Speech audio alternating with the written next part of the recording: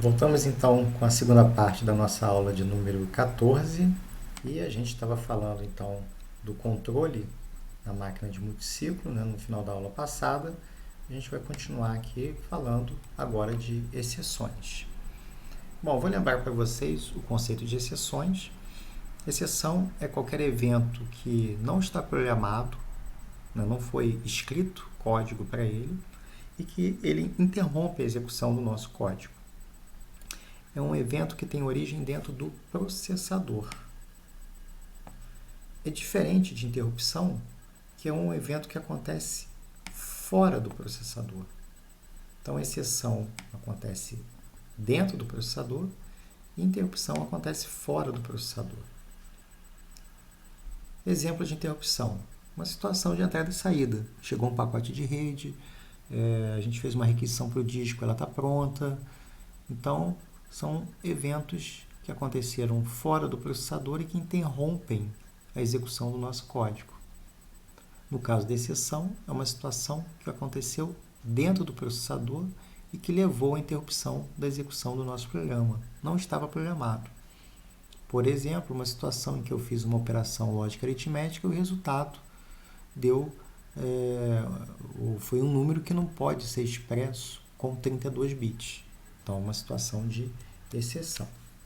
Aqui mais alguns exemplos, né? Então, essa que eu falei do overflow aritmético, como aconteceu dentro do processador, é uma exceção. Requisição de dispositivo de entrada e saída, como é fora, a gente chama de interrupção. Uma chamada ao SO. O programa do usuário fez uma chamada ao SO. A gente entende que é uma exceção, foi feita dentro do processador. Eu executei uma instrução que não existe.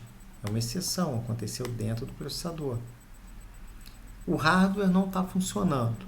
Aí depende, qual hardware que não está funcionando? É dentro ou fora do processador? Então pode ser uma exceção, uma interrupção, dependendo de onde aconteça. Bom, quando a gente tem uma exceção, a gente geralmente precisa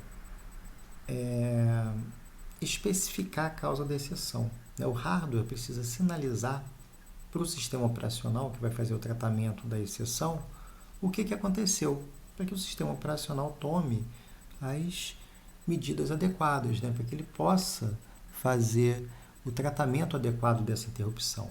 Então a gente precisa dizer, olha, o que aconteceu foi isso. Né?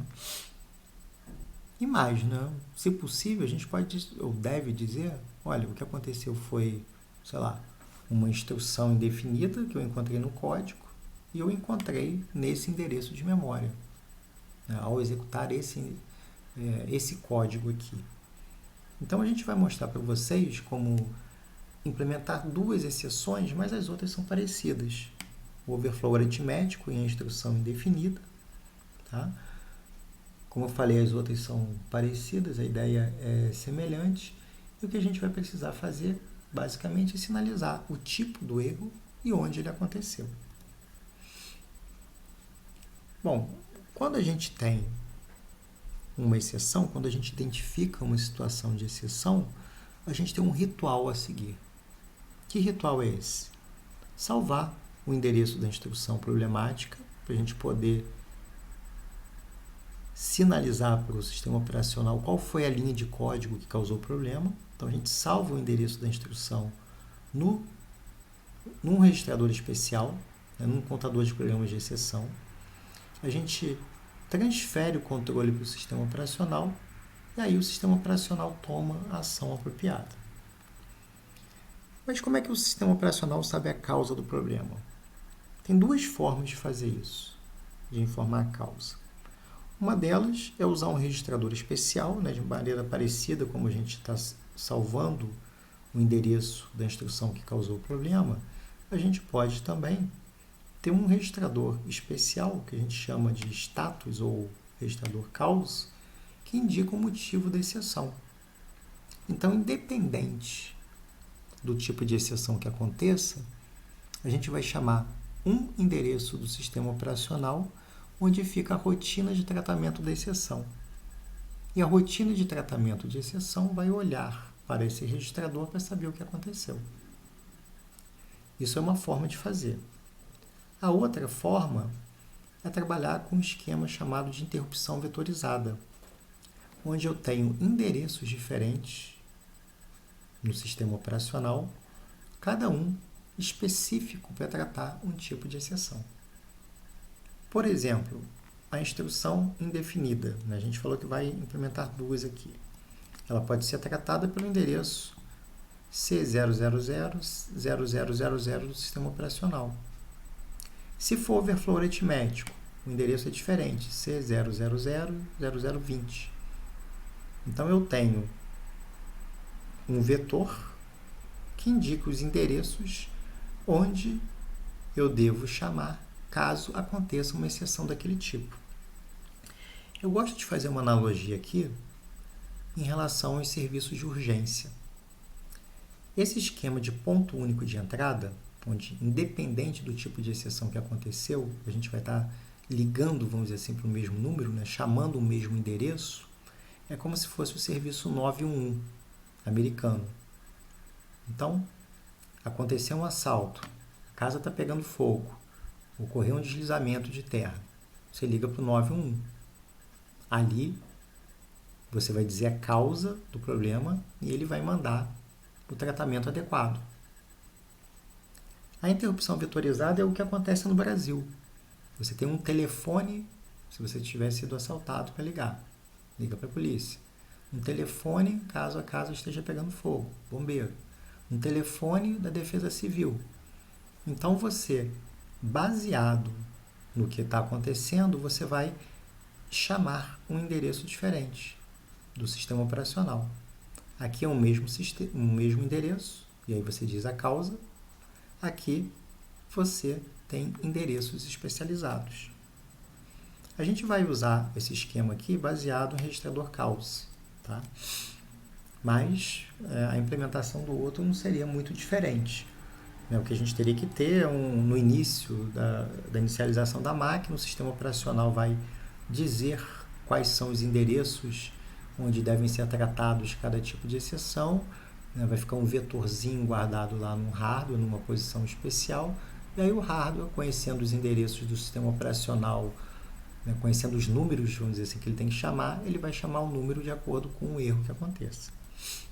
Mas a gente vai implementar o esquema de status. Então, vou precisar de um registrador para poder guardar essa informação e vou precisar associar IDs ou identificadores a esses erros. Então, eu vou ter um registrador adicional, né, do causa, e eu vou ter códigos de erro. No meu caso aqui vai ser um registrador de 1 bit só, porque eu só tenho 2 erros. Instrução indefinida 0, overflow aritmético 1. E além disso, independente do modelo que eu implementasse aqui, eu vou ter um outro registrador que é o endereço da instrução problemática. A gente vai chamar esse de APC, de Exception PC, né? O PC, né? O endereço que causou a exceção. Bom, a gente vai precisar de alguns sinais de controle também para habilitar a escrita nesses caras. Eu só vou escrever nos registradores quando a exceção acontecer.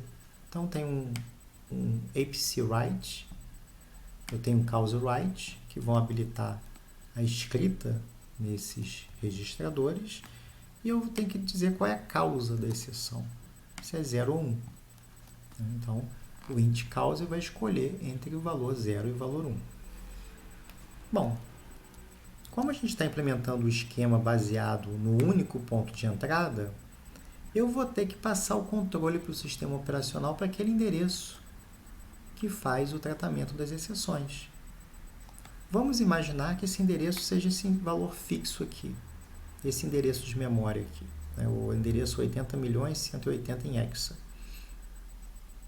Esse valor aqui vai ter que ser atribuído ao PC para que a gente pule para o endereço do tratamento de exceção, né? Pule para a primeira instrução que faz o tratamento de exceção.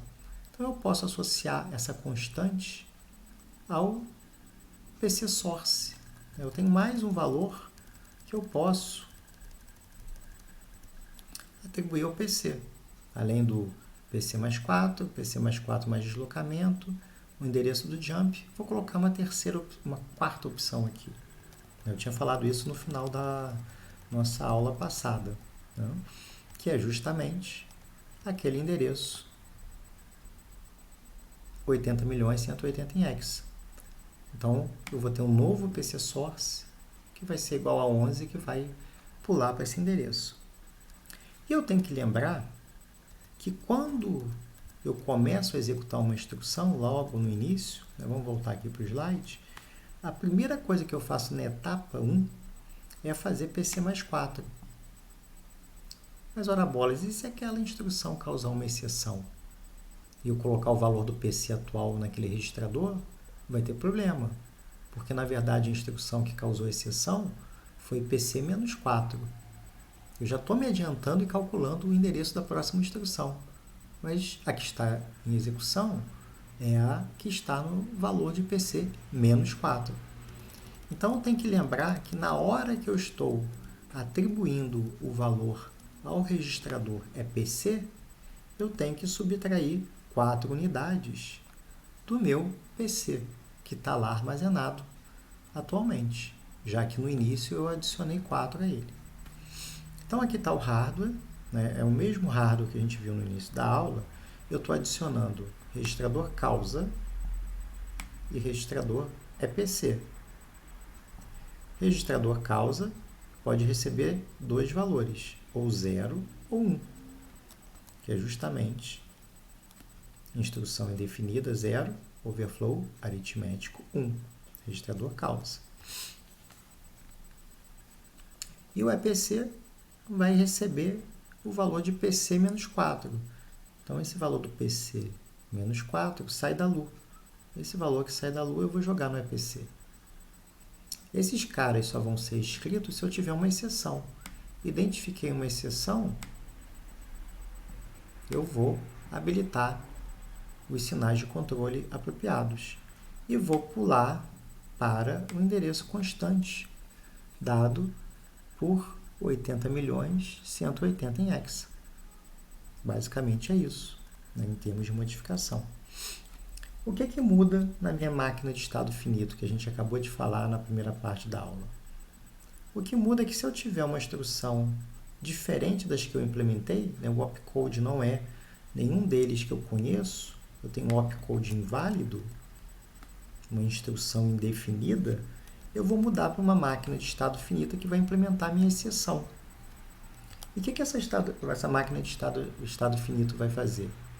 Vai dizer que, nesse caso, a causa da exceção é 0. Instrução indefinida.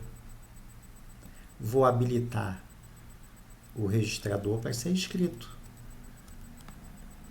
Cause write. Aqui igual a 1, também estava faltando espaço aqui, eu acho que esse aqui até talvez desse, né? Cause write igual a 1.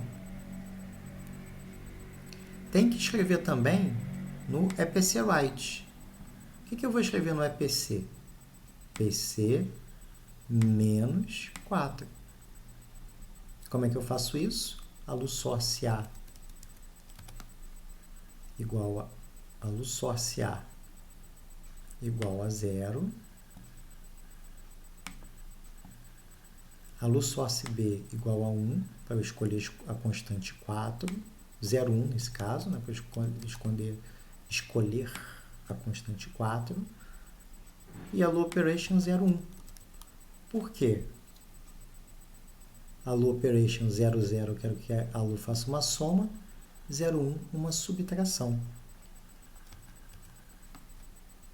Quero escrever no PC de maneira incondicional para escolher como endereço a ser executado o endereço 80.180. Então, PC source igual a 11, né, que é o 3 em binário. Então, escolhi esse valor no ALU operation e PC write igual a 1, isso aqui é um ou lógico, eu escrevo no PC. Qual é a próxima instrução que vai ser executada? A do sistema operacional, que faz o tratamento das exceções. E, por fim, tem um overflow aritmético. Ora, o overflow só pode acontecer quando eu estou executando uma operação lógica aritmética. Então, eu vou mudar a minha máquina de estado finito, relacionado à instrução do tipo R. O que eu vou fazer? Executei a minha operação. Se não der erro, eu continuo operando normalmente. Se der erro, eu venho para um novo estado. Que estado é esse? Overflow. Então, não aconteceu overflow, eu volto para o estado 0. Aconteceu overflow. Causa de exceção igual a 1. Overflow. Habilito a escrita da causa. Faço PC-4, permito a escrita no PC Write, escolho PC Source igual a 11 e PC Write igual a 1. Então, pulei para o endereço do sistema operacional que faz o tratamento das exceções. Bom, a aula de hoje foi mais rápida do que seria talvez ao vivo, né? Porque ao vivo eu acabo no início da aula explicando tudo de novo em relação à unidade de controle, mas como a aula está gravada, eu acho que não faz sentido eu escrever de novo ou explicar tudo de novo, né? Então eu foquei mais na máquina de estado finito e mais na parte de exceções. Na próxima aula a gente finaliza essa parte do caminho de dados e controle. Eu vou falar das implementações mais recentes da Intel e de falácias e armadilhas aí sobre esse tópico.